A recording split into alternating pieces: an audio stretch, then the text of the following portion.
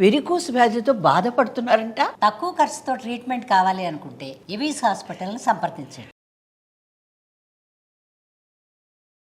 నమస్తే, నేను విజయ్. ఆపరేషన్ సింధూర్ తర్వాత పాకిస్తాన్ ఇప్పుడు ఇండియా మీద ఎలాంటి ప్రతీకార చర్యకు దిగబోతుంది? దాదాపుగా పాకిస్తాన్లో మిలిటెంట్స్, టెర్రరిస్టులు దాదాపు 100 మంది వరకు చనిపోయారనేటువంటి సమాచారం వస్తుంది. ఇప్పుడు పాకిస్తాన్ ఏం చేయబోతుంది? తెలుగు రాష్ట్రాలకి ఏదన్నా ప్రమాదం ఉండే అవకాశం ఉందా?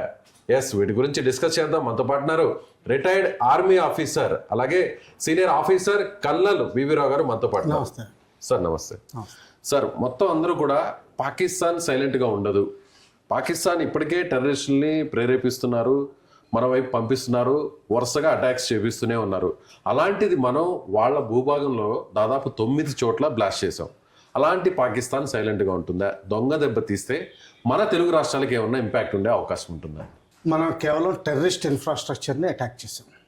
దానివల్ల ఏంటంటే ఐడియల్గా అయితే సైలెంట్గా ఉండడం ఉభయ దేశాలకి కూడా మంచిది, ప్రపంచానికి కూడా మంచిది. మిగతా ఇష్యూస్ అన్నీ ద్వైపాక్షికంగా రిజల్యూషన్ చేసుకోవచ్చు. కానీ అది కనిపించట్లేదు ప్రస్తుతానికి. కానీ మనం ఇంకా లాంగ్ రూప్, భారతదేశం ఇంకా లాంగ్ రూప్ ఇస్తానే ఉంది. ఫేజ్ 1 అన్నారు కానీ దీన్ని ఫేజ్ 2 అన్నది ఇంకా ఏమీ మొదలెట్లు పెట్టలేదు. మనం పాకిస్తాన్ రియాక్ట్ అవుతుందన్న దాన్ని బట్టి మన ఫేజ్ 2. ఇప్పుడు మనం ఒక తెలుగు యూనియన్ అంటే మనం ముఖ్యంగా దేశంలో ఎక్కువ ప్రాంతాలు బార్డర్కి ఆనుకోనటువంటి రాష్ట్రాలు ఇంపాక్ట్ అయ్యే అవకాశం ఉంది. ఆ తర్వాత అంటే మనం రీసెంట్గా మాక్ డ్రిల్స్లో కూడా చూస్తే ప్రయారిటీ 1, 2, 3, 4 చెప్పారు. 1, 2, 3, 4లో థర్డ్ ప్లేస్లో మన హైదరాబాద్ ఉంది. హైదరాబాద్లో చాలా చోట్ల కూడా డ్రిల్స్ చేశారు. అలాగే తెలుగు రాష్ట్రాల్లో అటు తెలంగాణ కానీ ఆంధ్రప్రదేశ్ కానీ ఏదన్నా అటువైపు నుంచి టార్గెట్ చేసే అవకాశాలు ఎంతవరకు ఉండొచ్చు? ఉన్నాయండి. ఎందుకంటే హైదరాబాద్ కీలకమైన ప్రదేశం. ఆర్డినెన్స్ ఫ్యాక్టరీస్ ఉన్నాయి మెదక్లో, అలాగే డిఆర్డిఓ ఎస్టాబ్లిష్మెంట్స్ ఉన్నాయి. సో హైదరాబాద్ ఆ విధంగా ఇంపార్టెంట్ అవుతుంది. అలా కూడా కాకుండా అది IT known city, IT capital Bengaluru అనుకున్నా కానీ దాని తర్వాత దాదాపు హైదరాబాదే అనుకోవాలి. ఈ విధంగా హైదరాబాద్ ఇంపార్టెంట్ అవుతుంది. నెక్స్ట్ అంటారా వైజాగ్. ఒకసారి మ్యాప్లో చూపించే ప్రయత్నం చేస్తారా? ఇప్పుడు మనకి పాకిస్తాన్ ప్లేస్ ఇక్కడ ఉంది, గ్రీన్ కలర్లో కనిపిస్తుంది కదా, ఈ ప్లేస్ ఉంది. సో ఇక్కడ నుంచి మన హైదరాబాద్ కానీ లేదంటే ఆంధ్రప్రదేశ్ కానీ చాలా దూరం ఉంటుంది. కానీ సాధ్యం అవుతుందా? ఇప్పుడు పాకిస్తాన్ ఈ ప్రాంతంలో ఉన్నప్పుడు ఇక్కడ మనకి తెలుగు రాష్ట్రాలు ఇక్కడ ఉన్నాయి. ఎయిర్ క్రాఫ్ట్ రావచ్చు, టెక్నికల్లీ ఎయిర్ క్రాఫ్ట్ రావచ్చు, మిసైల్స్ రావచ్చు. ఈ మిసైల్స్ సముద్ర తీరం నుంచి కూడా రావచ్చు. ఇంకా ఏంటంటే వాళ్ళకున్న స్లీపర్ సెల్స్, తర్వాత వాళ్ళకున్న ఆర్గనైజేషన్స్ వాడి లోకల్గా అటాక్ చేయొచ్చు. ఒక 5-6 ఏదైనా ఇన్స్టాలేషన్లో దూరి ఎయిర్ ఫోర్స్ స్టేషన్ పఠాన్కోట్లో చేసినట్టుగా చేయొచ్చు. అది కూడా ఉంది. ఆ విధంగా ఛాన్సెస్ ఎక్కువ. మిసైల్ ఫైర్ కొంచెం తక్కువ, ఎందుకంటే యాక్యురసీ అంత దొరకదు వాళ్ళకి. అంత లాంగ్ రేంజ్లో యాక్యురసీ దొరికే అవకాశం తక్కువ. తర్వాత ఎయిర్ క్రాఫ్ట్ వచ్చే అవకాశం తక్కువ, ఎందుకంటే బోల్డ్ అంత టెరిటరీ క్రాస్ చేసి మళ్ళీ తిరిగి వెళ్ళాలి. అంటే పాకిస్తాన్ నుంచి ఇటువైపు ఫైటర్ జెట్స్ రావాలంటే చాలా టైం పడుతుంది. తర్వాత వచ్చిన తర్వాత కేవలం వచ్చిన తర్వాత తిరిగి కూడా వెళ్ళాలి కదా. సో ఆ విధంగా కొంచెం ఛాన్సెస్ తక్కువ. సెకండ్ ఛాన్సెస్ మిసైల్స్, అది కొంచెం ప్రాబబిలిటీ ఎక్కువ. ఎందుకంటే వన్స్ ఫైర్ చేసిన తర్వాత ఇక్కడ ల్యాండ్ అయ్యే అవకాశాలు ఉన్నాయి. అంటే అంత టార్గెటెడ్గా ఉన్నటువంటి లొకేషన్స్ మన తెలుగు స్టేట్స్లో ఏమున్నాయంటారు? హైదరాబాద్, బేసికలీ హైదరాబాద్, వైజాగ్, దాని తర్వాత కొంతవరకు కాకినాడ. ఎక్కడైతే యాంఫిబియస్ ఎక్సర్సైజెస్ ఇవన్నీ చేస్తామో మన నేవీ, హోప్ ఐలాండ్ అని ఉంది కాకినాడ బయట. కాకినాడలో అక్కడ ఎక్కువ ఎక్సర్సైజులు చేస్తాం. ఓకే. అలాగే కాకుండా మన స్టేట్లో ఉన్న ఇంకా విఎస్విపిస్ అనుకుంటే ఇస్రో ఎస్టాబ్లిష్మెంట్స్ ఉన్నాయి. ఇస్రో, అవును. ఇప్పటికే మనం ప్రపంచ దేశాలన్నీ కూడా ఆశ్చర్యపడేలా మనం అక్కడి నుంచి రాకెట్స్ లాంచ్ చేస్తున్నాం. సో ఇటీవల ఉంది 18వ తారీఖున కూడా ఒక శాటిలైట్ కూడా కేవలం డిఫెన్స్ సంబంధించినటువంటి డిఫెన్స్ శాటిలైట్ కూడా లాంచ్ చేస్తున్నాం. సో ఇప్పుడు ఇస్రోను కూడా ఒకవేళ టార్గెట్ చేసే ఛాన్స్ ఉందా? ఓకే. ఏదైనా సరే అంటే ప్రపంచ దేశాలకి తెలియజేయాలి కాబట్టి ఇస్రో అయితే చాలా డ్యామేజ్ చేసాం, మీ కేపబిలిటీస్ డ్యామేజ్ చేసాం అన్నది కూడా చూపించుకోవాలి. ఇప్పుడు ఇస్రో అంటే ఇక్కడ ఉంటుంది సార్, మనకి చెన్నైకి దగ్గర అనుకోండి. ఈ ఏరియా, ఈ ప్రాంతానికి పాకిస్తాన్కి చాలా దూరం ఉంటుంది. ఎలా సాధ్యం ఉంటుంది? చెప్తున్నాను కదండి, మామూలుగా ఏంటంటే లోకల్గా స్లీపర్ సెల్స్ ఉంటారు, వాళ్ళ ద్వారా ఏదైనా చేయించవచ్చు. సీ ద్వారా ఏదైనా చేయించవచ్చు. సీ ద్వారా అయితే ఏంటంటే స్మాల్ ఆర్మ్స్ తీసుకురావాలి, బాంబ్ చేయడానికి అయ్యే అవకాశాలు తక్కువ. సో ఆ స్లీపర్ సెల్స్ని టెర్రరిస్టులని వాడి చేయొచ్చు. ఓకే, అంటే ఎక్కువ శాతం పాకిస్తాన్ గగనతలమైనా లేదంటే భూభాగం సాధ్యం కాదు. ఒకవేళ మన తెలుగు రాష్ట్రాలను టార్గెట్ చేయాలంటే కేవలం సీ ద్వారానే టార్గెట్ చేయొచ్చు. సీ ద్వారానే టార్గెట్ చేయొచ్చు. అలాంటి వెపన్స్ వాళ్ళ దగ్గర ఉన్నాయా సీ నుంచి అటాక్ చేయడానికి?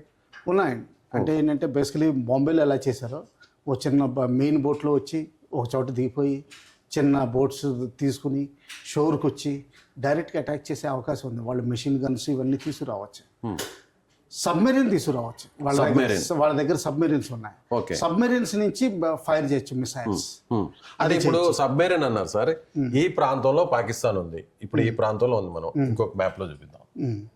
ఈ ప్రాంతంలో ఉంది సబ్మెరీన్స్. ఇప్పుడు ఇటువైపు నుంచి మన తెలుగు రాష్ట్రాల వైపు రావాలంటే చాలా టైం పడుతుందండి. ఈ కరాచీ బేసికలీ కరాచీ ఏరియా, ఉమరా ఈ ఏరియాలో ఉన్నాయి.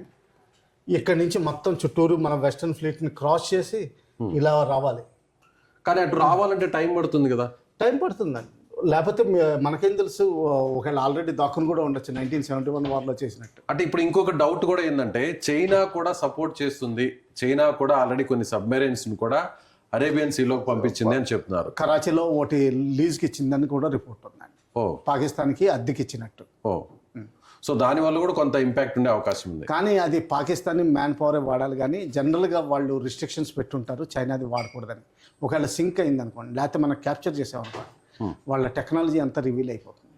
ఒకవేళ వాళ్ళు అటాక్ చేయడానికి వచ్చినా కూడా దాన్ని మనం ఆపడానికి ఆ శక్తి సామర్థ్యాలు అయితే మన వైపు ఉన్నాయి. అటు సీ నుంచి చేసినా కూడా, లేదంటే ఎయిర్ స్పేస్ నుంచి చేసినా, ల్యాండ్ నుంచి చేసినా అంత ఈజీ అయితే కాదు. ఒకవేళ పాకిస్తాన్ మన వైపు ఉన్నటువంటి ప్రాంతం మీద అటాక్ చేయాలనుకుంటే దాన్ని వెంటనే నిరోధించేటువంటి టెక్నాలజీ మన దగ్గర ఉంది. మన దగ్గర ఉందండి. ఇప్పుడు సీలో అయితే ఎలా అటాక్ చేయొచ్చు, మనం అడ్డుకోవచ్చు? సీలో అయితే అండి మన కోస్ట్ గార్డ్ ఉంది. కోస్ట్ గార్డ్ వాళ్ళకి షిప్స్ ఉన్నాయి, అలాగే పెట్రోలింగ్ బోట్స్ ఉంటాయి వాళ్ళ దగ్గర. తర్వాత వాళ్ళ దగ్గర గన్స్ అవి కూడా ఉంటాయి. ఏ మాత్రం సిగ్నేచర్స్, ఎలక్ట్రానిక్ సిగ్నేచర్ దొరికినా, ఇటువంటి అనుమానాస్పదమైనది లేకపోతే ఎటువంటి సస్పిషియస్ బోట్ దొరికినా వాళ్ళు వెంటనే సెట్ చేసి దాన్ని హాల్ట్ చేసి సెట్ చేసి అప్పుడు కానీ వదలరు. అవసరమైతే వాళ్ళకి అరెస్ట్ పవర్స్ కూడా ఉన్నాయి. వాళ్ళు అంతకుముందు చాలా చేశారు. ఒకప్పుడు ఆపరేషన్ స్వాన్ అని కూడా నడిపారు. ప్రస్తుతానికి ఉందో లేదో నాకు తెలియదు, కానీ వాళ్ళ ఓన్ డ్రిల్స్ ఉంటాయి. ఓకే, దానికి సపరేట్ ఫోర్స్ ఉంది. ఇంకా మెయిన్ ఏంటంటే మనం భయపడాల్సింది ఏంటంటే ఈ 0.5 ఉన్న ఫోర్స్ ఉంది చూసారా, అంటే ఉన్న స్లీపర్ సెల్స్ టెర్రరిస్టులు వచ్చి ఏదైనా చేయొచ్చు. అది మెయిన్ ఇంపాక్ట్ ఉంటుంది.